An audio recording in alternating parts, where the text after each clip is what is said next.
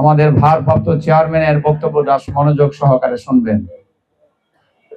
উনি যে যুগান্তকারী বক্তব্য দিয়েছেন, সেই বক্তব্যটা সারা বাংলাদেশেরই বিভিন্ন মিডিয়া এটা তুলে ধরেছেন এবং এক নেতা তুরাগের বলেছেন যে সারা পৃথিবীতে যারা এই বক্তব্য শুনেছেন, এই বক্তব্যকে সাধুবাদ জানিয়েছেন এবং আগামী দিনে একটি সুন্দর বাংলাদেশ, সবুজ বাংলাদেশ, মানবিক বাংলাদেশ গড়ার জন্য যা যা করা প্রয়োজন জনাব তারেক রহমান তাই করবেন।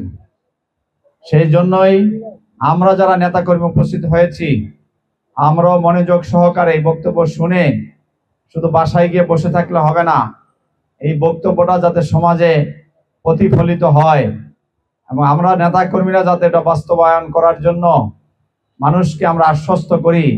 এই আজকে এখানে শুনানির ব্যবস্থা করার কারণ কি, আমরা এটার আয়োজন করলাম, আপনারা সবাই শুনলেন, কিন্তু আমাদের যারা বিএনপিকে ভালোবাসেন, বিএনপির হাজার হাজার নেতাকর্মী আছে, আমরা যদি ভারপ্রাপ্ত চেয়ারম্যানের বক্তব্য আপনারা নিজেরা শুনে শুধু বসেই থাকি তাহলে হবে না। এই বক্তব্যটার বাস্তবায়ন সমাজের প্রতিটা ক্ষেত্রে যাতে হয়, সেই দিকে আমাদের লক্ষ্য রেখে কাজ করতে হবে।